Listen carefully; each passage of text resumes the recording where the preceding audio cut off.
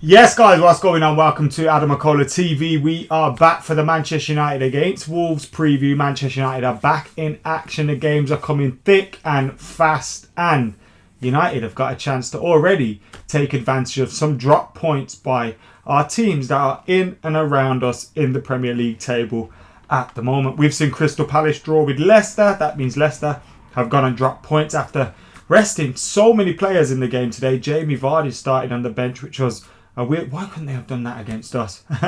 We know why. They underestimated Palace and paid for it today. And then, of course, Chelsea, or I'd say Aston Villa, dropped points against Chelsea today. They both drew 1-1, which means those two teams who are in and around Manchester United dropped points. Leicester obviously could have stretched their advantage on Manchester United, although we have games in hand on them.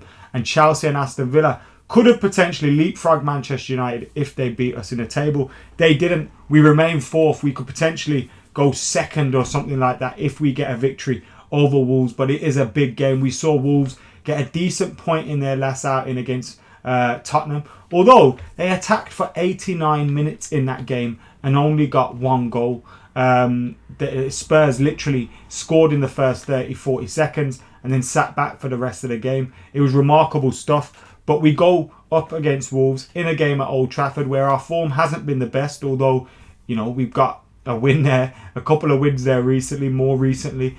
We battered Leeds at Old Trafford, but we take on a Wolverhampton side who are a very different side and who pose a very different threat to Manchester United. They obviously have some fantastic footballers in their ranks when you look at the likes of Pedence.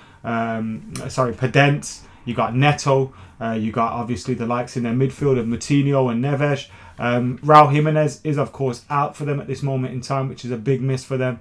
And how can I forget Adama Traore, who is also a threat for them. They're a very good side with some very good players in their ranks, and Nuno Espirito Santo has shown that when we've come up against him in the past, he's always got something up his sleeve. We haven't got the greatest of records at the Molineux, and whilst we have, I think we dropped a few points against them at Old Trafford, although we beat them in the Cup. So they are a decent team who have a habit of picking up points against Manchester United.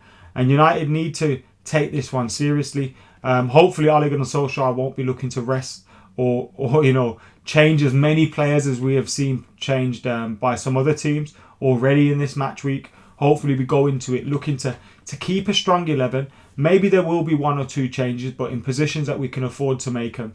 And we go into that with a strong side looking to take advantage and get 3 points. And who knows, maybe Wolves will have one or two niggles or injuries in their team from that outing against Tottenham where they put in an awful lot as well. So we'll be discussing everything ahead of the Spurs game. We'll be getting some of your thoughts on the game too. So keep your comments coming in, keep your thoughts coming in as well. I can see Ross, Dia, AB Zone, Aaron in the comments, Joe, David, Manav, Asan, Kiki, Umar, Garrison. I can see all you guys in the comments, so thank you very much, and of course Finn. So thank you very much for joining us today.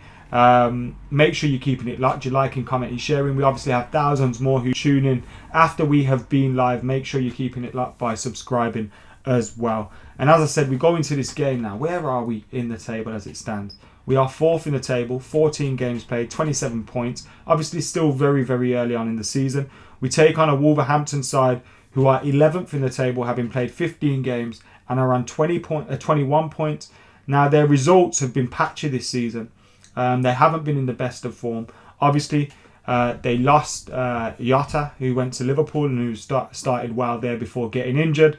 Raul Jimenez has been injured as well, but their form hasn't been the best. They also lost Doherty to Spurs as well, who was a key player for them. And in their last 5 games, they've only had one win. In their last 6 games, 2 wins, beating Chelsea and beating Arsenal.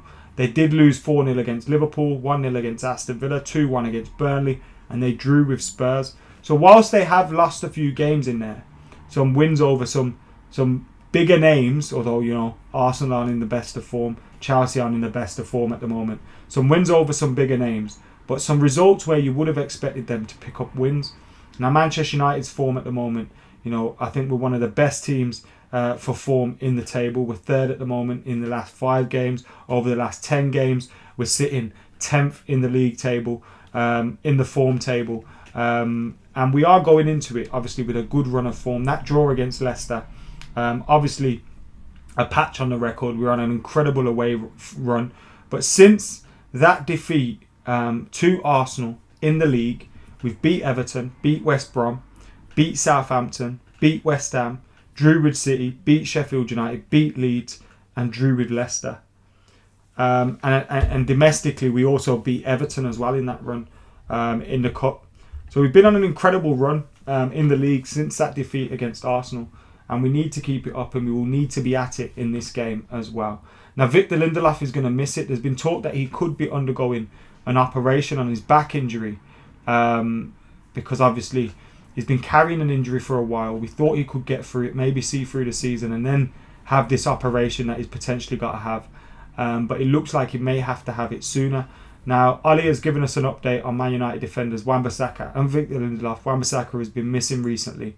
It would be good to have him back as well. We obviously played in the last game without a natural right back, and to think we've got one out on loan at the team that are sitting top of Serie A at the moment. Wan-Bissaka picked up a knock during our last game at Old Trafford in the 6-2 victory over Leeds, which forced the fullback to miss our subsequent matches against Everton and Leicester. As for Lindelof, he deputised for Aaron at right back at the King Power Stadium, but was withdrawn in the second half due to a back injury. Ollie indicated after the match that the Swede might be missing for the encounter with Wolves and gave a further update in a fresh interview with club media today. He said Victor didn't train this morning, so we'll give him 24 hours. He's still getting treatment.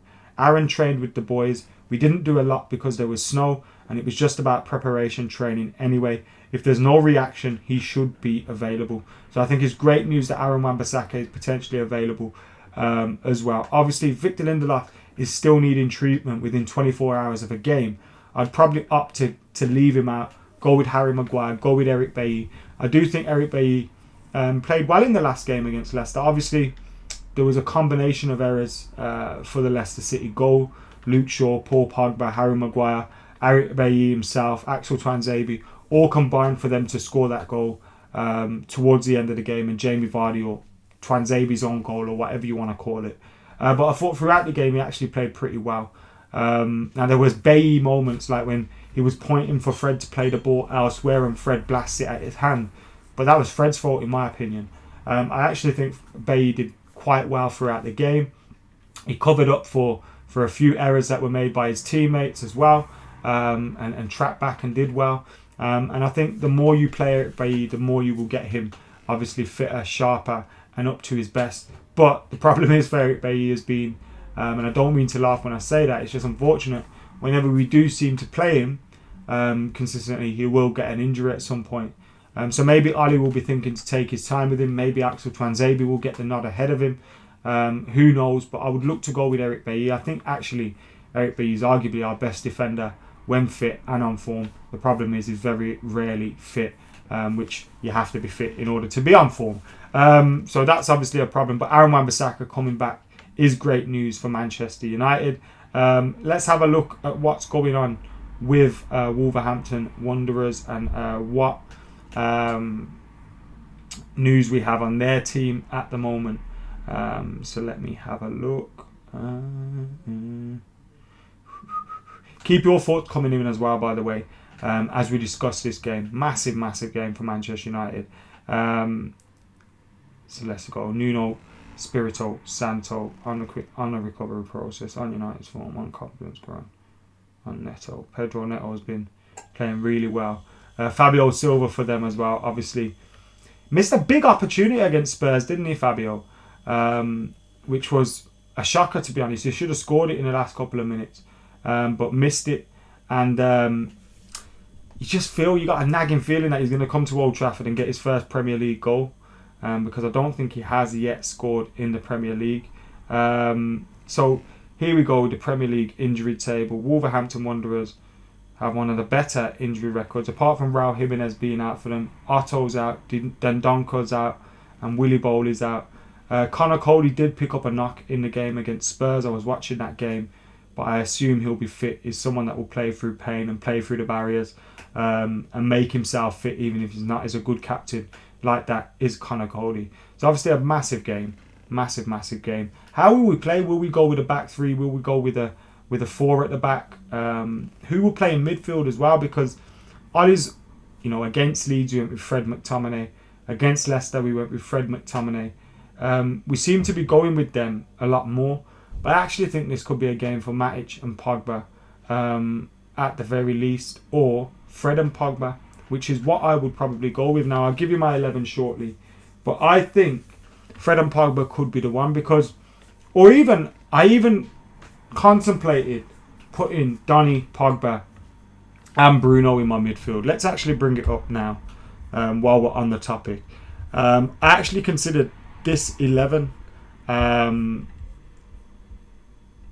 with Donny van der Beek in Fred's position, but in the end opted to go with this.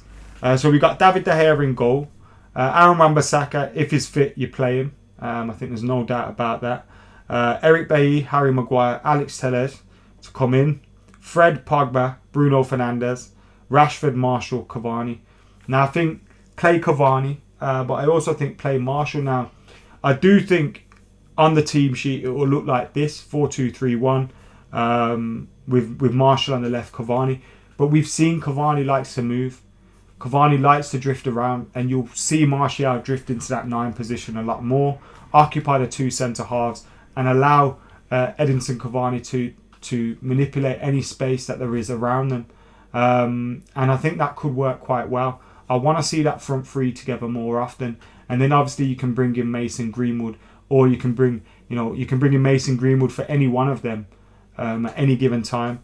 And I want to see this more. Edinson Cavani deserves to start. So if you're going to go with Mason Greenwood on the right and Rashford on the left, then I would put Martial on the bench. But Edinson Cavani is in my team. David says very strong team, liking it. He also says nice call, no sure. Owen says he likes that team. Samba says if we want to title challenge, it's a must win. I agree with that as well, especially after dropping points in the last game. I think we have decent cover for Lindelof now. Get Twanzebe in, he's better than all of them, says Mike. Has Igalo gone? He hasn't. He hasn't gone at all. He's still at Man United. There's an interview with him on the Man United website as well, talking about how much he enjoys being at Manchester United, which is great to see, considering he hasn't kicked the ball in ages. Love Adion Igalo, but obviously you're going to be playing Cavani, you're going to be playing Martial, you're going to be playing Rashford, Greenwood ahead of him. He's there in case shit happens, much like Lee Grant. You never know with Ollie, he could pull out the diamond, says Kiki, and you could potentially see that diamond come into play and us look to play around Wolverhampton Wanderers' midfield, because they've got footballers in there, people that like to play ball. They're not going to be overly physical, they're not going to look to scrap and fight, and that's why I think you don't have to really go with McTominay or Matic, because it's going to be a game of football in there. Donny van der Beek, potentially you could bring him in, give Rashford a rest, or as I said, put Martial on the bench and go with that diamond and go with a front two with Cavani in there. Ollie may even go for a front two of Martial Rashford, as we'd like to see him go with. And I know Martial's goal scoring hasn't been there in the Premier League this season. I know he scored in his last game against Sheffield. Had a good game when he came on against Everton. Did really well against Leeds without scoring. So he has returned to some form, but when you're not scoring, obviously you're going to be under pressure for your spot. Now, I do think though, in what Martial does in that 9 position, he holds that position. He occupies defenders at all times. He will hold the ball up and bring others into play. Cavani is a different kind of player where he's always on the move. He's looking for those spaces. So when he's moving around, you are obviously losing someone that will occupy those defenders with his back to goal and bring others into play. But you can use both of them, and that's why I want to see this. People will be talking about Martial or Cavani. Get both of them in there. But if it came down to the diamond and one of the two, you're probably going Cavani or Rashford. Cavani and Rashford in there. So that's my 11. It'll be interesting to see how Wolves go with their 11. Yes, Manny Plays, how you doing? It'll be very interesting to see how Wolves go. Now, they played yesterday. Now, let's look at the team that they started with against Tottenham. So they played yesterday and they started with Patricio in goal. Now, who's going to start? Semedo at right back, Cody, Sace and Martial. So who could potentially come in there for them? You're probably going to see all of them start because of the injuries that you've got. Now, Neves, Moutinho in the midfield obviously is the possibility for them. Who could they bring in off the bench there? You're looking at their bench. Ait Nouri, Corbinu, Kundal, however, Kilman, Atasoy, Perry, Roddy, Vitinha. They haven't really got anything on the bench. They haven't got much to change it up. If they change it up, they are going to be weakening the side. Their front fours where you've got the danger, Podence, Neto, Traore and Silva. Obviously Silva's scoring's not there, but I'm worried that he gets not his first goal because he scored against Burnley, but gets his second goal and his first big goal because he scored in a defeat against Burnley. Gets his first big goal for Wolves. That's always a little bit of a worry, isn't it? But yeah, that's my predicted 11 for the game. Let us know your predicted 11s in the comments below. Make sure you're liking, commenting, sharing, subscribing. As I said, massive game. One that we have to be winning if we want to be taken seriously in this league campaign. We've got 2 big games against 2 good sides in Aston Villa and Wolves coming up. But we have to win those home games. We've already dropped too much points at home. We've dropped too many points at home. And yes, our away form's been great, but it's only so long that can bail us out. And we need to start picking up them points at home. And I think we will. My prediction is 2-1 win for Manchester United. I'm going to go with Bruno Fernandes and Martial to score. Bruno to continue his incredible form. I wouldn't mind seeing this team, but Rashford does need a rest at some point. Bruno does need a rest at some point. Bruno's not going to be rested. Rashford probably isn't going to be rested, but when can you squeeze that in? Do you squeeze that in the FA Cup game? Not too sure. But yeah, that's my team. That's my prediction. Get your thoughts in the comments below. Make sure you're keeping it locked to AdamMcKola TV. And for now, I've been AdamMcKola. I'm out of here.